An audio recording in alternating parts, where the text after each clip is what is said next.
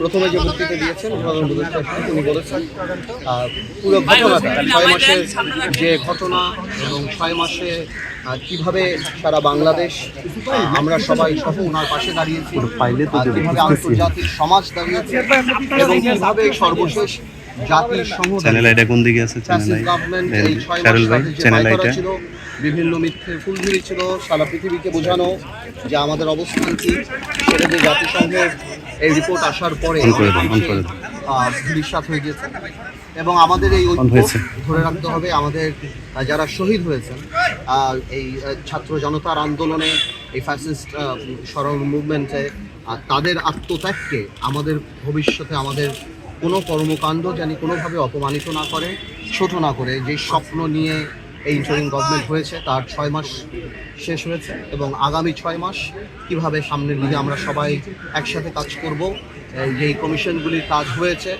তারা কিভাবে আমাদের সাথে কমিউনিকেট করবে, সামনের দিকে আমরা কিভাবে করবো, আমাদের কি কি প্রস্তাব আছে সেটা বিস্তরভাবে সামনের দিকে আলাপ হবে। সেই ব্যাপারেই প্রধান উপদেষ্টা আমাদের সবার সাথে কথা বলেছেন এবং আমরা সবাই আমাদের জায়গা থেকে ধন্যবাদ জানাচ্ছি এবং ছোট ছোট কিছু অ্যাডভাইস যেটা থাকছে যে নির্বাচন কবে হবে আমরা তাড়াতাড়ি চাই। কোনো দল বলছেন, আমরা বলেছি যেমন আমরা স্থানীয় নির্বাচন আগে চাই না, কারণ স্থানীয় নির্বাচন দিলে 4,500 ইউনিয়ন পরিষদে সেখানে একটা মারামারি হওয়ার সম্ভাবনা আছে। একটা জানেন আপনারা ইউনিয়ন পরিষদের নির্বাচন অনেক বেশি রক্তক্ষয়ী সংঘর্ষ সেসব জায়গাতে হয় এবং গ্রাউন্ড রিয়ালিটি আলাদা। আওয়ামী লীগকে গ্রাউন্ড রিয়ালিটি তো অনেকেই মানে না, মেনে নিবে না।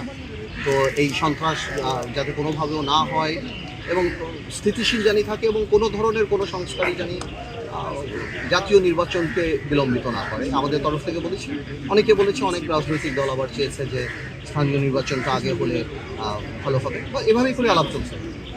ঠিক আছে, আজকে যে আলোচনা হলো এটাতে আসলে মূলত কি হলো, মানে শুধুমাত্র আজকে ইন্ট্রোডাকশন হলো এরকম বিষয়টা না, এরকম কিছু না। মানে 6 মাস পরে সব রাজনৈতিক দলের সাথে বসলো, 6 মাসে আমাদের অর্জনটা কি, আমরা কতদূর গেলাম, কমিশন যে কাজ করেছে আমরা কতদূর অর্জন করেছি এবং আমরা পাশে ছিলাম, আমরা সামনেও পাশে থাকবো এবং এই যে আবার ইউনাইট করাটা, এই যে মানে এত বড় একটা আত্মত্যাগ 6 মাস আগে, এতগুলি ছাত্র জনতার যে আত্মত্যাগ, সেটা যেন কোনোভাবেও নষ্ট না হয়। আমাদের এই অর্জনটা কোনো একটা সাধারণ অর্জন না, আমরা যেন নিজেদের স্বার্থে বা নিজেদের কোনো কারণ নিজেদের রাজনৈতিক উদ্দেশ্য হাসিল করতে ওইটাকে জানি আমরা কোনোভাবে আন্ডারমাইন না করি।